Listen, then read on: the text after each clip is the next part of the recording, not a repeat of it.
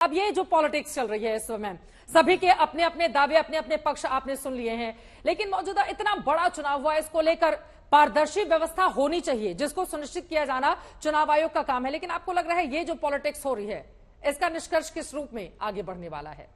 देखिए चित्रा, इसके दो पहलू हैं आपके सवाल के।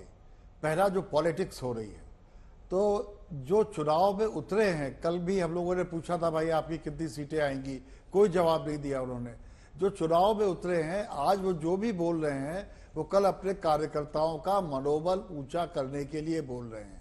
वो ये नहीं चाहते कि उनकी फौजें बिना लड़े हार जाएं। कुछ सवाल उठ रहे हैं वोटिंग मतगणना की प्रक्रिया को लेकर, और वो उन सवालों से, यदि वो सवाल और शक उनसे उन्हें जूझना है, वो अपने कार्यकर्ताओं के दम पर ही जूझ सकते हैं। इसलिए वो अपनी जीत के दावे कर रहे हैं सारे लोग, और सारी पार्टियां इसी काम को कर रही हैं।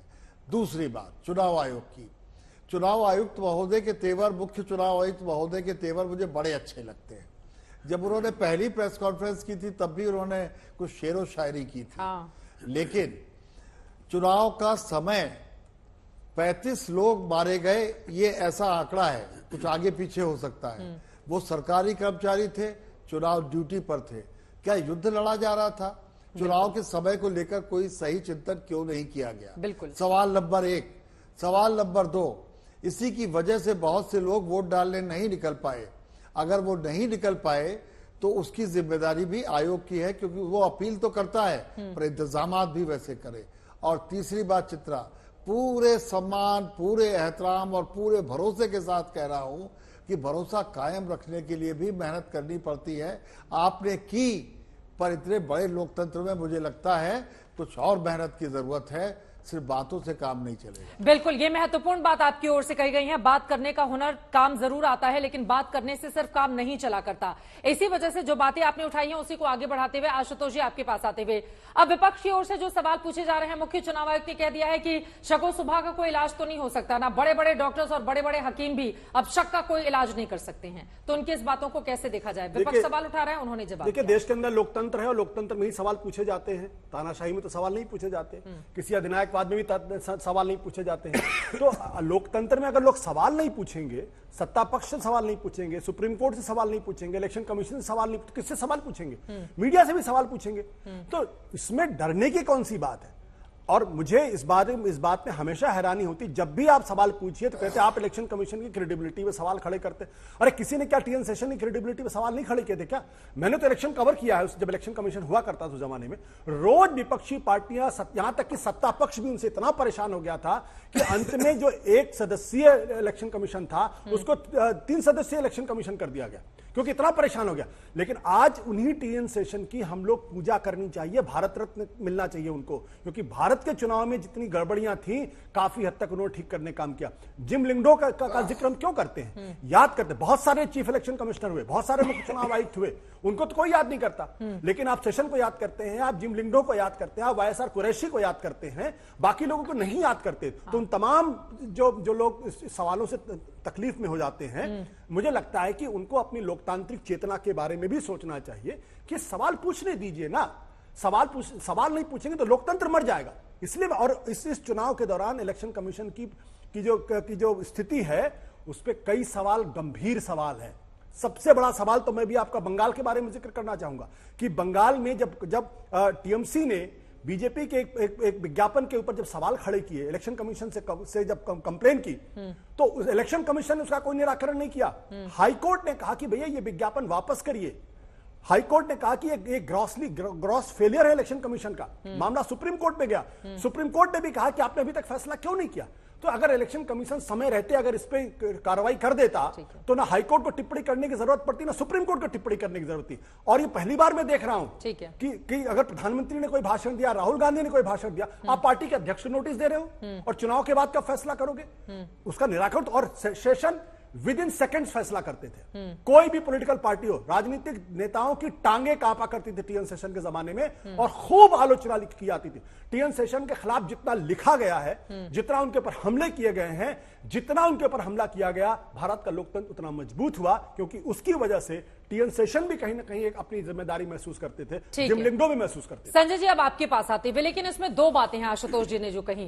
पहली ये है कि सवाल पूछे जाने चाहिए, बिल्कुल पूछे जाने चाहिए। विपक्ष की ओर से सवाल पूछा जा रहा है, चुनाव आयोग ने भी और बाकी लोगों ने भी जवाब देने की कोशिश की है, विपक्ष की ओर से भी कुछ जवाब निकलकर सामने आ रहे हैं। दूसरी तरफ एक भ्रम फैलाने की स्थिति भी क्या बनती हुई यहां पर दिखाई दे रही है। फिलहाल आपको बताते चले, मतगणना से पहले कांग्रेस की ओर से एक पत्र जारी किया गया है, संभावित गड़बड़ी को लेकर बाकायदा हेल्पलाइन नंबर जारी किए गए हैं, धांधली पर वीडियो जारी करने को लेकर ये नंबर जारी किए गए हैं। कार्यकर्ता टीवी पर नतीजे नहीं देखे, कार्यालय पहुंचे। मतगणना से पहले कांग्रेस ने ये पत्र जारी किया है, तो अब टीवी पर नतीजे नहीं देखे, फिर कहां देखने जाएंगे वो नतीजे। संजय जी, कांग्रेस के इस पत्र पर आपकी टिप्पणी। हाँ, बट कांग्रेस ने यह पत्र अपने कार्यकर्ताओं के लिए जारी किया है, दर्शकों के लिए जारी नहीं किया। वो अपने कार्यकर्ताओं को जैसा आदेश देना चाहे, पार्टी की अपनी एक तरह से उनकी इंडिपेंडेंस है। वो कह रहे हैं कि भाई टीवी पर ना देखे, कार्यकालय आके इतना बैर क्यों हो गया है कांग्रेस को?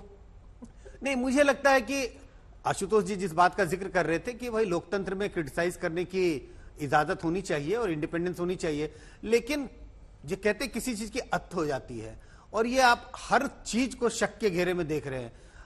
अभी कुछ समय से ये चल रहा था कि भाई मीडिया और बीजेपी की साठगांठ है, और पिछले 2 दिनों से अब ये सुनने को मिल रहा है मीडिया, बीजेपी और पोलस्टर की भी साठगांठ है। लगभग ये कहा जा रहा है कि जैसे पोलस्टर ने बीजेपी के साथ मिलके ये नंबर्स दिए हैं। मुझे लगता है कि कहीं ना कहीं कुछ संयम रखने की जरूरत है। क्रिटिसाइज जरूर करें, लेकिन उसका कुछ ना कुछ आधार होना चाहिए। बिना आधार के जब आप क्रिटिसाइज लगातार करते जाते हैं तो भरोसा आप पर टूटता है, आपकी बातों पर जनता का भरोसा भी टूटता है। के शर्मा जी, मैं आपके पास आऊंगी, लेकिन आनंद दुबे जी उसके पहले, अब तो चुनाव आयोग ने मांगा है कि ये जो 150 डीएम को फोन लगाया गया है सरकार की ओर से, इसका पुख्ता प्रमाण कांग्रेस पार्टी दे चुनाव आयोग को। तो उम्मीद है कम से कम यहां पर भी एक पारदर्शिता देखने को मिलेगी। आपके सहयोगी, आप मुस्कुरा रहे हैं, बड़े दिनों के बाद मेरे शो में आए हैं, आपका बहुत बहुत ज्यादा स्वागत है। बताइए, अपनी बात को आगे बढ़ाएं। चित्रा जी नमस्ते। आजकल चुनाव के जो आयुक्त हैं वो शेरो शायरी करते हैं, तो एक शेर मैं भी पढ़ना चाहता हूँ।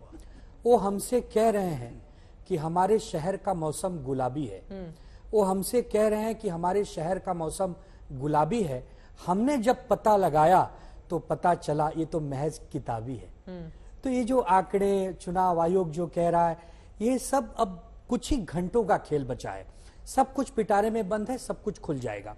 रही बात जयराम रमेश जी ने जो शिकायत की है चुनाव आयोग के पास, ये तो जयराम रमेश जी ही बता सकते हैं या कांग्रेस का ही कोई प्रवक्ता बता सकता है। आपके सहयोगी हैं। मैं वही कह रहा हूं कि उनके पास अगर जानकारी है, उनको लगता है कि 150 से ज्यादा डीएम को फोन किया गया है चित्रा जी, तो बड़ी गंभीरता आप लोगों को बताया या नहीं बताया? नहीं, मैं वही कह रहा हूं कि ये वो बता पाएंगे। इसकी मुझे या हमारी पार्टी के पास अभी कोई ऐसी जानकारी नहीं है। ऐसा कैसे हो सकता है आनंद दुबे जी कि बीजेपी यहां पर फोन लगा रही हो 150 डीएम को और इंडिया गठबंधन के आपस में सहयोगी दलों को ही इस बारे में कोई खबर ना हो? चूंकि चित्रा जी ये जयराम रमेश जी ने ये शिकायत की है डायरेक्ट अपने पत्र से चुनाव आयुक्त को, तो हम समझते हैं कि वही बेहतर इस पर बता पाएंगे। लेकिन जिस प्रकार चुनाव आयोग ने आज स्वयं मान लिया कि हाँ हमसे गलती हुई है, अगर इस चुनाव प्रक्रिया को 1 महीने हम और जल्दी समेट लिए होते तो शायद इतने जो धूप थी, जो अनियमितता बरती गई, जिस प्रकार से लोगों की मौतें हो गई, ये सब नहीं लगता। क्योंकि आपने देखा कि अगर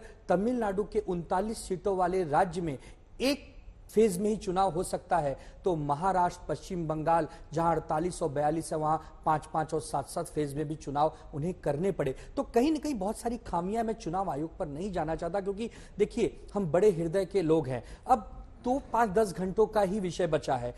कल तक की जितनी नफरत थी, जितनी कड़वाहट थी, सबको हम बगल रख देते हैं। एक हृदय से जनता के दिए गए जनादेश को स्वीकार करेंगे, जनता के आदेश के सामने नतमस्तक होंगे। जो भी नतीजे आएंगे उसको हम खुशी खुशी स्वीकारेंगे, क्योंकि हमें पता है कि भारत की जनता बदलाव के मूड में है। आपके कार्यकर्ता टीवी देखेंगे या उनको भी उद्धव ठाकरे ने बुला लिया है कि आप ऑफिस पहुंचे, टीवी मत देखिए? नहीं, हमारे कार्यकर्ता, हमारी जनता, हमारे नेता सब टीवी भी देखेंगे, अपने कार्यालय से भी संपर्क में रहेंगे, अपने वोटर, अपने कार्यकर्ताओं के बीच में रहेंगे। देखिए, हम आपसे क्या कह रहे हैं कि जो होना था अब सब हो चुका। अब तो कल खुशहाली का दिन है, कल तो लड्डू बटेंगे चित्रा जी। जिस प्रकार महाराष्ट्र में देश में जिस प्रकार महाविकास आघाड़ी एक पूर्ण बहुमत की तरफ बढ़ रही है, पूरे देश में इंडिया गठबंधन की एक लहर है। और आप देखिएगा, आपके जो आंकड़े महाराष्ट्र के लिए दिखाई दे रहे हैं, मैं किसी भी एग्जिट पोल पर कोई प्रश्न चिन्ह खड़ा करके उन्हें निराश नहीं करना चाहता हूं, लेकिन इतना कहता हूं कि महाराष्ट्र में महाविकास आघाड़ी, खास करके उद्धव बाला साहब ठाकरे जी की असली शिवसेना और मशाल ने बहुत बड़ा कारनामा किया है। और हम 28 से 32 सीटें जीतकर इसमें भी उद्धव बाला साहब ठाकरे जी की पार्टी सबसे बड़ी पार्टी बनकर 4 जून की संध्या तक आपको दिखेगी। ये हमारा वादा है अपने कार्यकर्ताओं से, अपने महाराष्ट्र की जनता से, और बड़े गंभीरता अदब से आपके सामने आज बोलकर जाऊंगा। ठीक है।